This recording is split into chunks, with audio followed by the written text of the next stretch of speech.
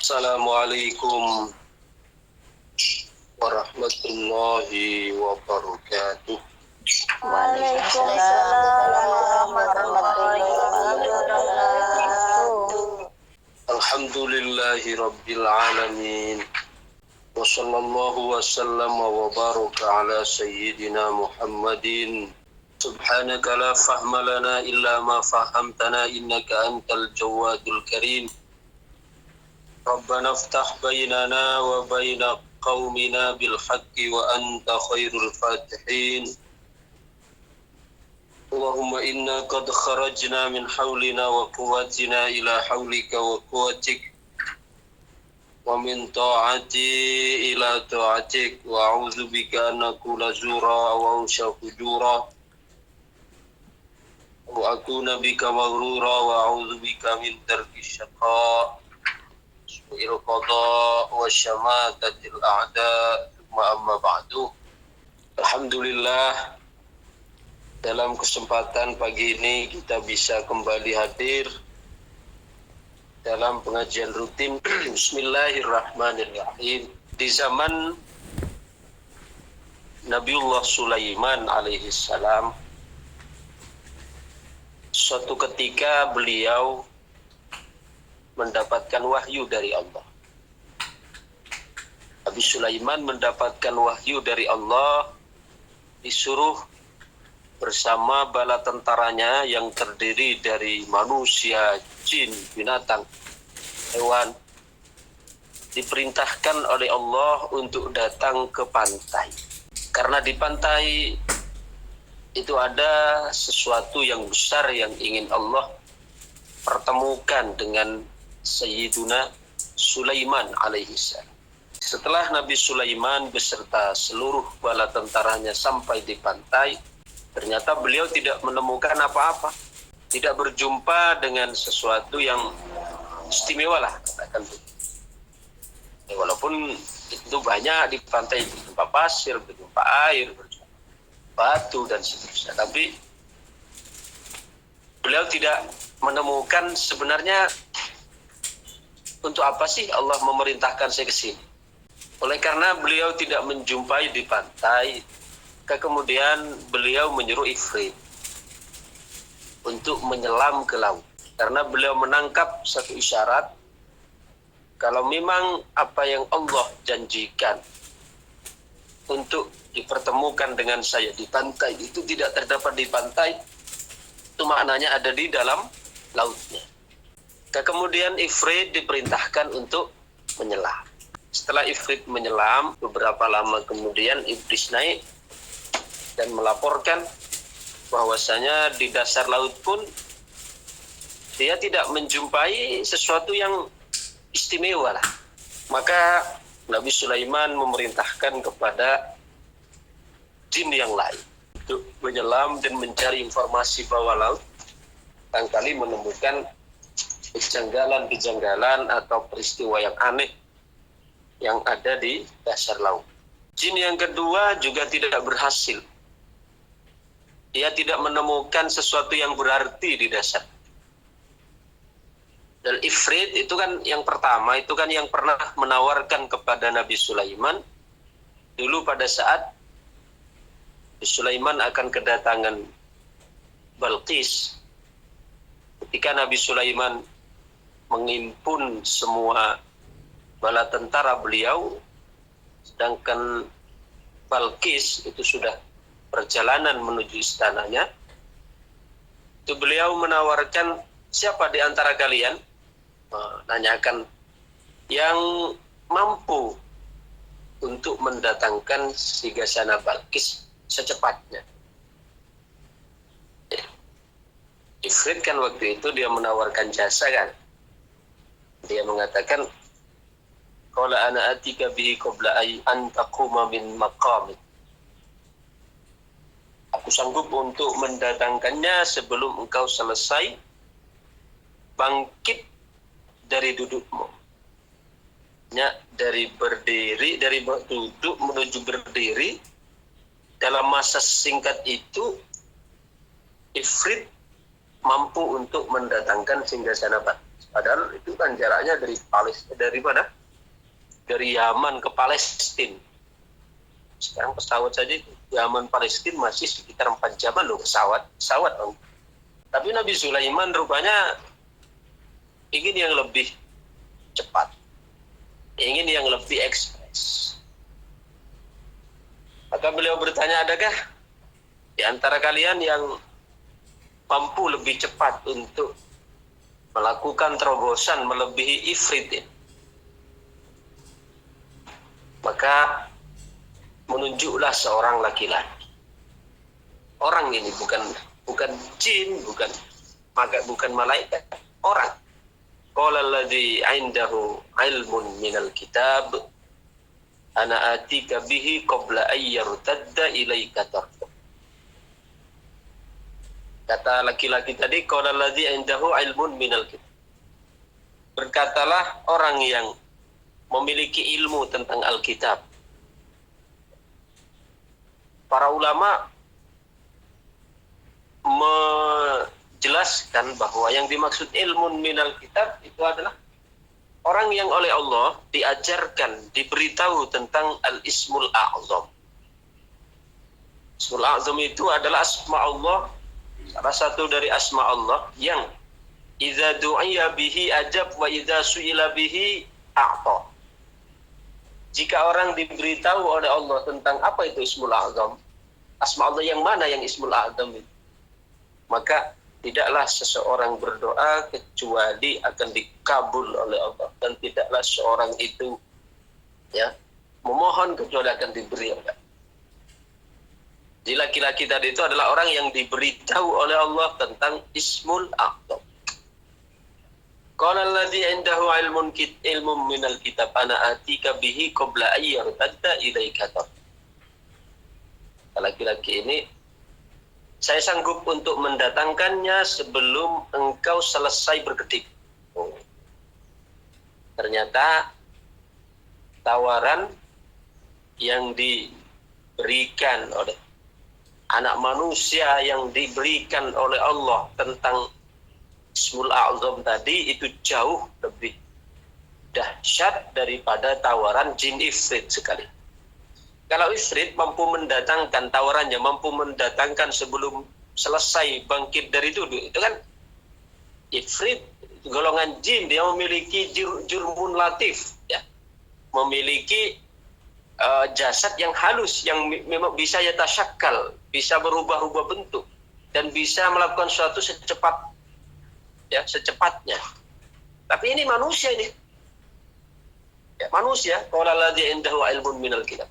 Tapi justru lebih menakjubkan tawaran yang diberikan oleh laki-laki tersebut itu bahkan jauh lebih mengalahkan dari tawaran yang diberikan oleh jin Ifrit. Nah, siapa dari laki-laki? Laki-laki tersebut adalah bernama Asif bin Barkhoya. Siapa Asif bin Barkhoya ini? Adalah Perdana Menteri dari Nabi Sulaiman alaihissalam. Perdana Menteri dari Nabi Sulaiman. Jadi memang bukan orang sembarangan dia. Di samping Perdana Menteri, dia orang yang soleh, orang yang diberikan oleh Allah, diberitahu oleh Allah tentang Al-Ismul A'zam. Jadi setelah laki-laki itu sanggup tadi, jadi sama laki-laki yang menawarkan diri untuk mendatangkan singgasana Balqis dalam sekejap mata, dia langsung datang. Laki-laki itu juga yang disuruh oleh Nabi Sulaiman untuk menyelam ke lautan. Karena Ifrit mengatakan tidak ada apa-apa. Nah, laki-laki tersebut diperintahkan untuk menyelam. Setelah menyelam, Asif bin Barkhoya ini menjumpai seorang laki-laki yang sedang sujud di dalam kubah putih dengan 2 pintu terbuka yang ada di dasar samudra. Nah, ini Ifrit tidak menjumpai tadi. Jin yang kedua ditugaskan oleh Nabiullah Sulaiman tidak menjumpai, tapi justru yang menjumpai itu adalah manusia. Asif bin Barkhaya. Ketika menyelam dijumpai seorang laki-laki yang sedang sujud khusyuk berada di dalam kubah putih dengan posisi pintu kubah ada 2 terbuka semua, tapi tidak kemasukan air. Coba Asif bin Barkhaya naik melaporkan kepada Nabi Sulaiman, wahai Raja Sulaiman, saya menjumpai di dasar samudra ini ada seorang laki-laki yang tengah sujud berada di dalam kubah putih dengan memiliki 2 pintu yang posisi pintunya itu terbuka namun sama sekali tidak masuk akal. Nabi Sulaiman penasaran sehingga beliau memerintahkan kepada Asif bin Barkhaya untuk mengangkat kubah itu ke pantai, disuruh naikkan. Asif bin Barkhaya kembali turun, lalu diambillah kubah itu, dinaikkan ke pantai. Posisi laki-laki yang ada dalam kubah itu masih dalam keadaan sujud. Sampai di pantai ditanya oleh Nabiullah Sulaiman, Assalamualaikum. Kebangkit dari sujud. Waalaikumsalam warahmatullahi. Ajniun anta aminal ins. Sampean ini sebenarnya dari golongan manusiakah ataukah dari golongan jin? Karena secara logika itu kan tidak masuk akal kan, ada manusia kok bisa hidup di dasar samudra dengan keadaan sujud terus pintu kubah terbuka. Itu kan kalau logika kan sudah tidak masuk akal. Kalau jin masih masuk akal saja, siluman misalnya roh kidul si mungkin. Tapi apa jawaban laki-laki tersebut? La ya Nabi Sulaiman, ana minal ins.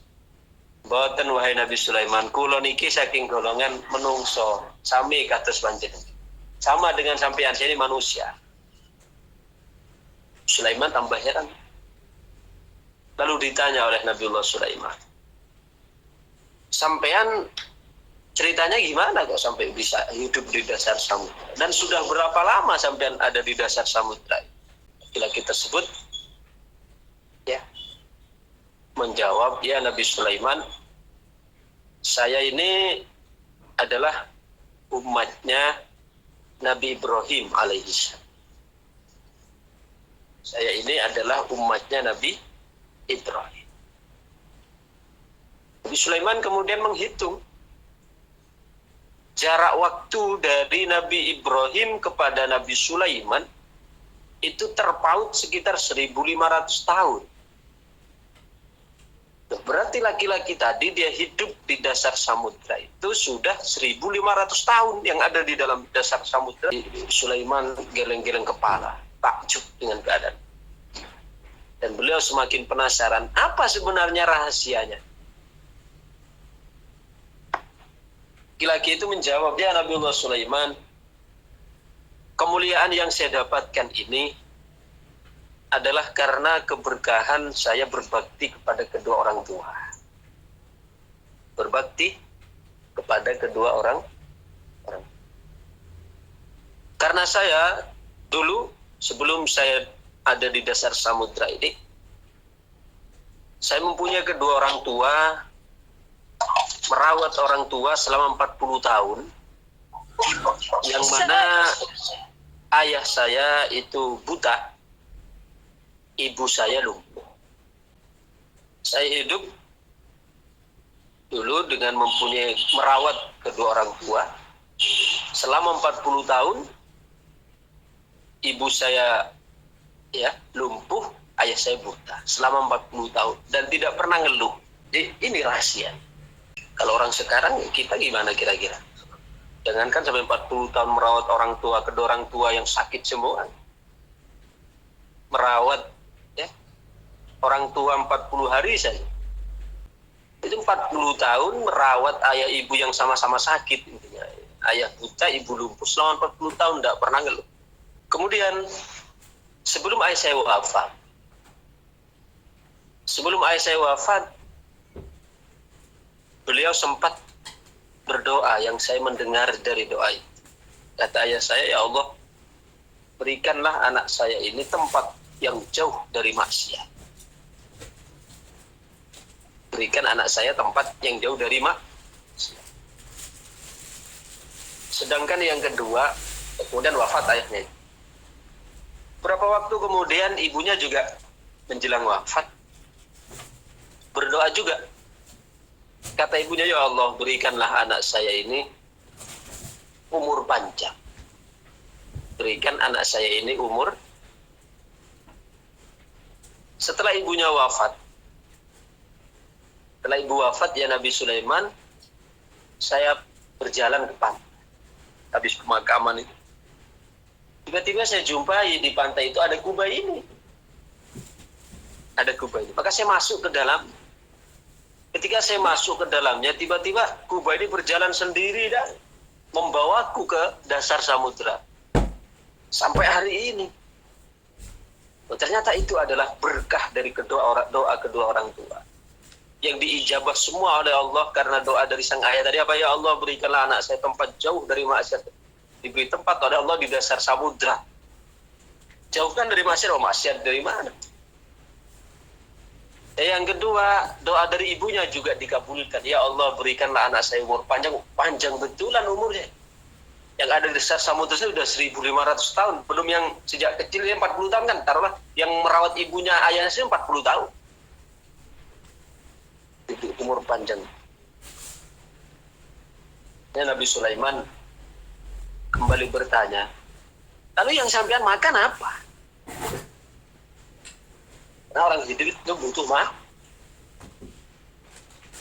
Ya Nabi Sulaiman, yang saya makan adalah setiap kali saya lapar, ada burung yang datang mengantarkan makanan kepada. Jadi Allah menundukkan burung bisa ya menyelam ke dasar samudera itu dengan membawakan berbagai macam aneka macam makanan yang dibutuhkan. Nabi Sulaiman tambah penasaran, beliau tambah takjub, beliau tambah heran bahwa betapa kekuatan doa kedua orang tua itu adalah merupakan suatu yang bukan hanya sebuah dongeng belaka, tapi merupakan fakta. Sehingga beliau menawarkan kepada pemuda tadi. Hai pemuda, al-an ikhtiyari. Sekarang ini keputusannya tergantung padamu, terserah engkau. Apakah engkau menginginkan untuk tetap aku kembalikan ke dasar samudera sebagaimana engkau 1.500 tahun hidup di sana? Ataukah engkau sekarang ingin hidup di daratan, hidup di istanaku, semua kebutuhanmu dijamin? Ya Nabi Sulaiman, saya mohon kepada sampean, tolong saya kembalikan saja ke tempat asal, yaitu ke dasar samudera. Jadi dia masih tetap milih untuk dikembalikan ke dasar samudera. Ya, kalau kita mungkin, udah Nabi Sulaiman, saya hidup di istana sampean saja. Ya, dia minta dikembalikan ke. Maka Nabi Sulaiman merintahkan kembali kepada As bin Barkhoya untuk menghantarkan ya kubah itu ke dasar samudera, lalu kemudian dibawa ke sana dan wallahu a'lam sampai hari ini ya, mungkin masih ada di dasar samudera. Artinya satu hal yang perlu kita garis bawahi di sini bahwa kita memang hendaknya wajib bagi kita sebagai anak ya untuk berbakti kepada orang. Karena di dalam surat apa ya, menceritakan tentang Nabi Isa yang berbakti kepada orang tuanya, wa barram bi walidati wa lam yaj'alni jabbaron syaqiyya. Berbakti kepada ibuku walam yaj'alni, dan tidak menjadikan aku sebab berbakti itu jabbaron syaqiyya, sebagai orang yang keras dan celaka. Adanya seperti celakanya Kan'an bin Nuh Kan'an celaka karena dia tidak mau mengikuti apa yang menjadi. Tidak mau taat, tidak mau bakti pada orang. Pada saat terjadi banjir bandang, di situ Nabi Nuh kan keluar dari kapal, ada di haluan kapal, fi ma'zilin. Lalu beliau wanada nuhubnahu. Nabi Nuh manggil anaknya Kan'an itu yang ada di tengah-tengah pusaran air bah yang dahsyat.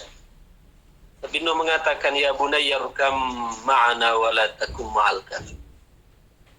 Wahai anakku, kemarilah, irkam ma'an, kemarilah, naiklah bersama kami, wa la takum ma'al kafirin, dan janganlah kalian bersama orang-orang yang kafir. Karena yang selamat naik di dalam kapal itu kan hanya orang-orang yang beriman. Yang jumlahnya itu adalah 80 orang, 40 orang laki-laki, 40 orang perempuan. Tapi apa jawabannya si Kan'an itu? Dia menjawab, qala sa'awi ila jabalin ya'simuni minal ma'. Saya akan mencoba memanjat gunung itu. Ada gunung tinggi itu. Karena dia merasa kekar, merasa hebat, merasa kokoh, merasa dia pikir bahwa dia akan dapat untuk menggapai gunung, masih untuk berenang. Qala sa'awi ila jabalin ya'simuni minal ma'. Tapi ditegaskan oleh Allah, qala la 'asimal yaum, tidak ada yang dapat melindungimu hari ini kecuali orang-orang yang mendapatkan rahmat Allah. Orang-orang yang mendapatkan rahmat Allah adalah orang-orang yang oleh Allah diberi iman dan diselamatkan, dinaikkan ke dalam kapal. Akhirnya hanya beberapa hitungan menit, si Kan'an tidak sampai dapat untuk menggapai gunung yang dia maksud, tapi dia sudah binasa dihantam oleh badai. Jadi celakanya Kan'an di sini kan tidak mau taat dengan ayah, tidak mau taat dengan orang tua. Seandainya dia taat, ikut, tadi akan menjadi orang yang salah. Jadi kita ngaji seperti ini adalah sebenarnya untuk mengasah kepekaan rohani, kepekaan kita terhadap adab-adab terhadap baik Allah maupun sesama, pada orang tuanya termasuk kepada sesama, maupun terhadap diri kita sendiri.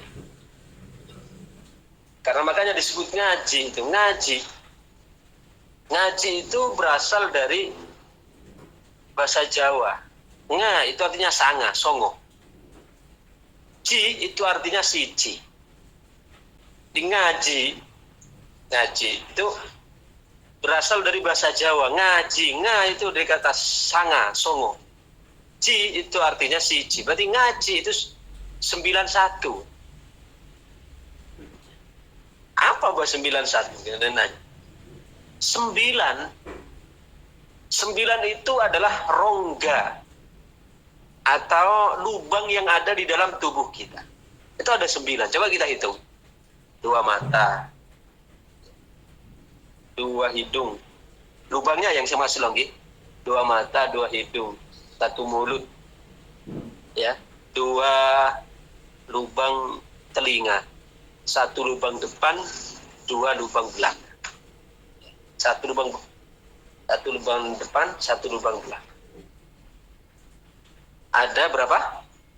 Ada 9 rongga. Di ngaji itu nganya itu dari kata songo. Maka seperti wali songo kan? Wali sanga. Songo itu 9. Ngaji nganya itu 9. Apa itu 9? 9 itu 9 lubang yang ada di tubuh kita. Mata 2.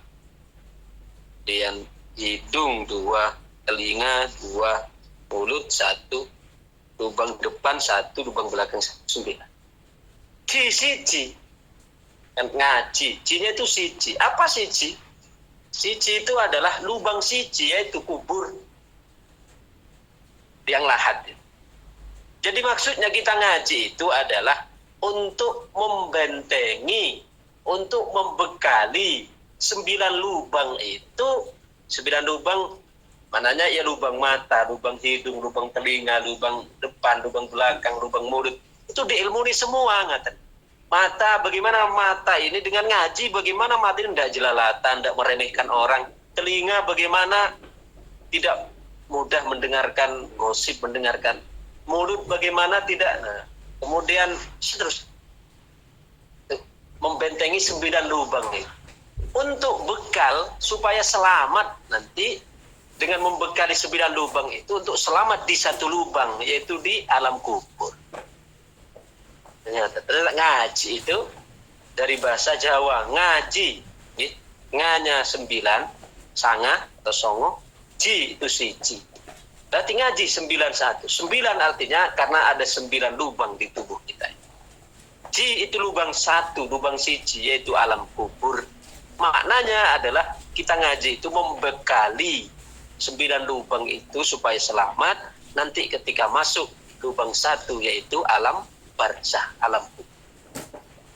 Mudah-mudahan kita semua yang ngaji harian, mingguan, ya, maupun yang agenda bulanan, agenda tahunan, mudah-mudahan semua kita diberikan istiqomah, diberikan husnul khatimah, diberikan keselamatan fid dini wa dunya hatta akhirah. Amin amin ya rabbal alamin. Ya rabbal. Kiranya ini saja dulu sebagai camilan pagi hari ini. Di sini hawane niki udan-udan ngaten adem-adem sambil ngopi. Mungkin niki dados napa peneman bekal tadi pagi hari ini yang kondusif, yang bagus suasananya untuk kita jadikan sebagai perenungan dan pembekalan. Oke, jadi kesimpulannya, saya simpulkan dulu sebelum saya tutup. Kesimpulannya bahwa dari kisah Nabi Sulaiman tadi yang bertemu dengan seorang pemuda yang hidup 1500 tahun di dasar samudera itu ternyata adalah karena keberkahan berbakti kepada kedua orang tua. Sehingga mendapatkan doa baik dari orang tuanya, dia menjadi orang yang mulia. Sedangkan yang kedua, kita ngaji ini sebenarnya memiliki filosofis ngaji. Nga itu dari kata sanga atau songo, ji itu siji. Artinya karena kita hidup ini memiliki 9 lubang anggota badan kita yang berlubang. Sedangkan ji itu siji, yaitu lubang kubur. Artinya kita ngaji itu membekali 9 lubang itu untuk supaya selamat nanti ketika masuk ke lubang siji, yaitu demikian. Mari kita akhiri dengan doa. Allahumma sholli wa sallim wa barik ala sayyidina Muhammad wa ala alihi wa barik wa sallim ajma'in. Alhamdulillahi rabbil alamin. Hamdan yuwafi ni'amahu wa yukafi mazidah. Rabbana lakal hamdu kama yanbaghi li jalali wajhika wa 'azimi sultanik. Allahumma lakal hamdu kama ta'ala ala sayyidina Rasulana muslimin kama ta'ala innaka ahlut taqwa wa ahlul maghfirah. Rabbana zalamna anfusana wa illam taghfir lana wa tarhamna lanakunanna minal khasirin. Wa atina fid dunya hasanah wa fil akhirati hasanah wa qina adzabannar. Sallallahu ala sayyidina Muhammad wa ala alihi wa sallam ajma'in. Walhamdulillahi rabbil alamin. Al-Fatihah.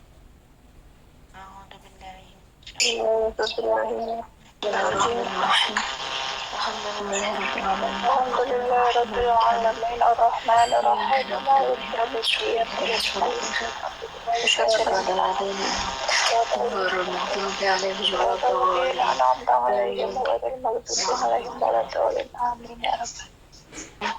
Mau bertanya, gimana hukumnya jika orang yang menyimak Al-Quran, tapi yang disimak itu jika dibenarkan itu kurang berkenan.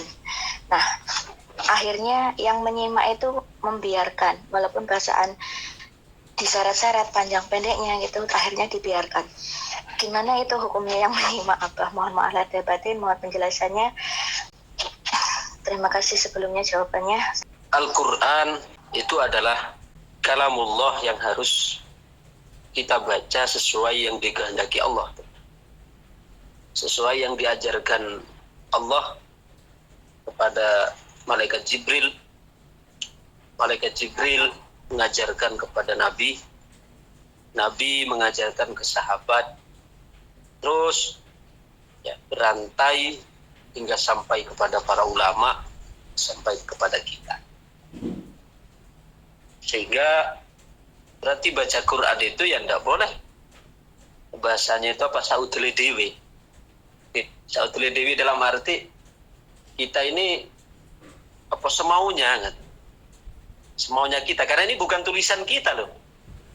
Kalau kita yang nulis, ya terserah kita mau baca apa. Tapi ini tulisan atau ini adalah wahyu Allah. Nabi pun beliau masih selalu disimak oleh malaikat Jibril. Bahkan setiap tahun Kanjeng Nabi itu simaan dengan malaikat Jibril setiap Ramadan. Ya.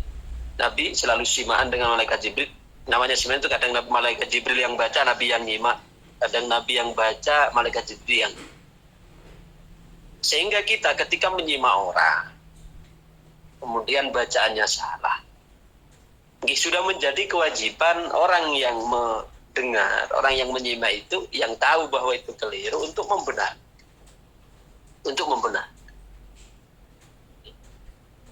Sehingga kalau misalnya kita tahu ada bacaan yang salah, kita kok malah diam, kita juga kecipratan dosanya di situ. Ya walaupun misalnya saya sering ada orang tadarus di masjid, saya di rumah, yang baca di sana salah, maka saya di sini, ya, saya di sini tahu itu salah. Ya walaupun saya sekarang kan tidak mungkin langsung ke sana kan, tapi saya di sini membenarkan, dalam arti mengingkari. Kan? Misalnya begini, ada yang baca, misalnya baca apa waqi'ah misalnya, waqa'atil waqi'atu laysa li waqa'atiha kadhibah hafidatur rafi'ah. Baca hafidatur di sini hafidatur rafi'ah. Jadi saya di sini membenarkan sendiri kan. Artinya sebagai bentuk bahwa itu ada bacaan yang salah, maka walaupun saya kesana tapi terkadang saya di sini baca hafidatun, nanti di sana berubah betulan, ya mungkin di sana yang nyimak mungkin baru terlihat, oh tadi kamu baca hafidatun, jadi baru terlihat, kemudian langsung gitu. Artinya kita tidak boleh diam, itu tidak boleh diam. Kita minimal harus ingkar kalau itu salah, itu salah. Jadi kalau misalnya sekarang ada orang baca Quran, bacaannya salah, kemudian kita yang tahu itu diam saja, kita ikut dosa. Dan terus dia kalau dibenarkan malah marah, itu berarti yang masalah yang harus dibenarkan dulu kejiwaan dari orang yang baca. Penyakit itu loh. Orang baca Quran salah, tidak mau dibenarkan, itu penyakit. Penyakit apa? Penyakit hati yang harus dibenarkan dulu. Jadi sebelum memperbaiki bacaan Qurannya, perbaiki dulu ininya, niatnya ketika baca Quran. Karena kalau orang baca Quran benar, artinya dia maulah kalau salah untuk dibetulkan, ya, mau untuk diingatkan. Karena kalau ada orang baca Quran salah, tidak mau diingatkan, itu menunjukkan dirinya jiwa yang sombong. Nah ya ini Quran loh, kalamullah, Allah turunkan kepada malaikat Jibril kepada Nabi saja belajar ke malaikat Jibril. Ini siapa ya? Kita siakan, taruhlah saya tidak akan contohkan, saya misalnya, saya baca Quran, Bu Imra yang nyimak, saya baca salah panjang pendeknya, salah plotnya, salah. Ditegur sama Bu Imra, saya marah. Kemarahan saya yang tidak ingin bahasanya bukan disalahkan lagi, diingatkan, dibenarkan. Kalau disalahkan kan terkesan. Tidak ingin diingatkan, tidak ingin dibenarkan, bacaannya dibenarkan, itu adalah penyakit sombong yang ada di dalam jiwa kita. Kalau saya niatnya benar baca Quran atau adalah untuk ibadah, maknanya ketika ada bacaan yang salah, yang keliru, ada orang yang tahu menegur, saya harusnya terima kasih loh. Karena kalau saya tidak ada yang negur, maka saya dosa kan. Sedangkan ada orang lain dengar yang tahu itu salah, tidak negur, yang dengar juga dosa.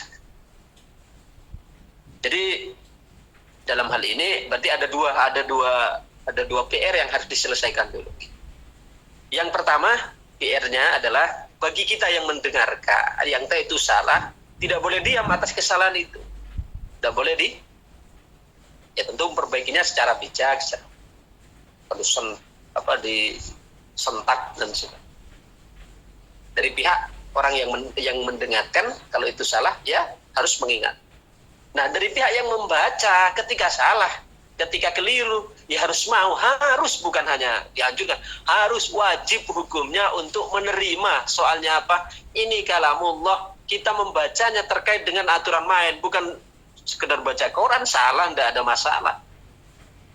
Ini baca Quran, kita salah akan merubah makna, akan membawa dosa. Jadi harusnya kalau ada orang kita baca Quran keliru, diingatkan oleh orang yang tahu, harusnya kita berterima kasih. Jadi jangan sampai kita hanya karena takut dimarahi kalau menegur, padahal itu salah, lantas kita tidak membenarkan, dia tidak mau untuk mengingatkan bahwa itu bacaannya salah. Jadi gimana selamatnya? Selamatnya itu kalau memang dia wataknya, misalnya wataknya tidak mau disalahkan, tidak mau diperbaiki, ya selamatnya itu kita tidak usah mau untuk disuruh nyimak. Jadi kalau minta simak harus ada kontrak di awal. Kalau memang wataknya seperti itu. Kalau sampean, ya kalau misalnya sampean mau baca Quran, minta simak saya, konsekuensinya kalau minta disimak, kan kalau ada keliru, saya berhak untuk mengingatkan. Tapi kalau sampean minta simak kepada saya, tapi sekarang ternyata pas begitu ada keliru, tidak mau untuk diingatkan, maka saya tidak memiliki konsekuensi, saya tidak ingin menyimak. Kenapa? Karena saya juga akan ikut dosa nanti kalau sampean salah, kemudian sampean tidak mau untuk ingatkan. Jadi perlu sama-sama introspeksi. Kita sebagai yang menyimak harus tetap tegas, gitu. Tidak boleh hanya karena kita takut dimarahi lantas kita biarkan. Tidak. Tapi sebagai orang yang membaca, kita harus tahu diri juga. Ini bukan kalam mbahmu. Quran itu bukan kalamnya mbahmu, bapakmu, atau tulisanmu. Itu adalah kalamullah yang ada aturan main di dalam membaca. Ya, sehingga kalau salah sengaja, kita tidak mau untuk dibenarkan, berarti kita memiliki dosa dan yang mendengar pun memiliki. Jadi jangan sampai kita malah diam saja karena takut dimarah. Terima kasih. Saya di sini gitu kalau pagi kan jalan-jalan sama nenek itu cek jalan. Lah di sepanjang jalan ini itu ada perempuan penghibur laki-laki di setiap jalan itu kan menunggu nanti laki-laki yang datang gitu. Terus ada berapa orang itu menyapa saya selamat pagi gitu, sampai ada yang minta salaman saya salami cuma 0 ngoten, itu enggak terima, masih mengejar saya, katanya enggak cukup salaman lagi. Lah menyikapi seperti ini saya harus gimana Pak? Ya, terima kasih atas jawabannya nanti. Ketika orang lain menyapa, itu kan konteksnya kan menyapa berarti, bukan ngajak, bukan minta pembenaran, menyapa. Ya, murni itu adalah menyapa. Kalau orang lain menyapa, ya jangankan orang lain menyapa, kita secara umum kita ini kan diperintahkan untuk berbuat baik dengan siapapun, untuk berbuat baik dengan siapa. Ketika ada orang lain menyapa kepada kita, itu setidaknya dia sudah memiliki nilai plus, yaitu dia memiliki jiwa sosial kepada kita, interaksi baik kepada kita. Ketika mereka menyapa, ya kita jangan bersifat cuek. Selamat pagi dan sebagainya, itu kan ungkapan-ungkapan keakraban sebenarnya, ungkapan-ungkapan keakraban. Nah, mungkin di sini yang menggelitik di dalam pikiran penanya, mungkin dengan saya merespon ya ungkapan mereka seperti ini, apakah tidak termasuk berarti saya ridho, rela dengan perbuatan mereka, yaitu mohon maaf pelacur misalnya, ngaten arahnya gitu. Ya, lurus apa? Hibatan. Jadi sama sekali tidak ada hubungannya dengan kita ini pada saat mengatakan selamat pagi, kemudian mereka menyapa kita selamat pagi, lalu kita kemudian menyapa mereka, bukan lantas kemudian kita ini senang atau kita ikut serta setuju dengan kelakuan mereka melacur. Tidak ada hubungannya. masalah melacur itu ya itu adalah masalah mereka. Tapi sekarang mereka memberikan kepada kita sapaan, itu kewajiban kita yang membalas dengan sapaan yang ceria, ngaten. Adapun masalah sekarang dia melacur, itu kita ketika membalas sapaan mereka sama sekali bukan berarti kita kemudian menunjukkan bahwa kita ini ridho atau sepakat dengan kegiatan atau perilaku mereka yang berprofesi sebagai pelaku. Ini tidak ada hubungannya sama sekali. Jadi karena kita tidak tahu, barangkali nanti ya, barangkali loh, ini tidak tahu hidayah Allah di mana Allah letakkan. Barangkali nanti ketika dengan dia menyapa kita, kita kemudian ya memberikan menyapa balik mereka, ya itu siapa tahu menjadi sebab hidayahnya Allah. Kita tidak tahu. Itu mungkin sambil pelan-pelan kita berikan pendekatan. Insya Allah Mbak, sampai kok sudah pagi di sini? Iya, saya di sini ini karena Mbak, saya ini tuntutan ekonomi dan sebagainya. Kan bisa masuk di sini. Oh nggak, Mbak. Oh saya Mbak ada pekerjaan di sana loh Mbak. Ini ada lowongan toh. Gajinya sebulan sekian. Gajinya itu pekerjaannya itu gini. Ya masak, ngeten, ngepel, nyapu dan sebagainya. Gajinya loh segini. Kalau Mbak berkenan monggo. Oh kita Mbak, nggih, ayo kan nanti sampean berminat monggo saya antarkan ke yang bersangkutan. Nah, saya kemajikan itu. Nah, siapa tahu dengan berkat sapaan seperti itu, kemudian dia mendapatkan pekerjaan yang baru ini dan dia meninggalkan pekerjaan yang lama. Malah justru mendapatkan berkah. Ya, keberkahan kita menjadi sebab menyelamatkan masa depan orang, ya, agama orang dengan sebab muasyarah pergaulan kita, sikap baik kita kepada mereka, sehingga mereka meninggalkan ya dunia gelapnya. Sebab kita yang muamalah bil ma'ruf seperti itu, kita menjadi wasilah, menjadi perantara yang dapat menghentikan kebiasaan buruk itu secara tidak langsung. Masa ngaten, sekarang ada pelacurnya apa kita? Selamat pagi Mbak. Nah, kita pasang muka masam ngaten. Oh, kan pelacur loh Mbak. Iya betul. Pelacur itu kelakuan mereka, tapi kan bukan berarti kita lantas kita menghinakan kan. Nah, jadi ketika mereka misalnya apa, kita tetap wajib baik kepada mereka. Pada siapapun kita wajib berbuat baik.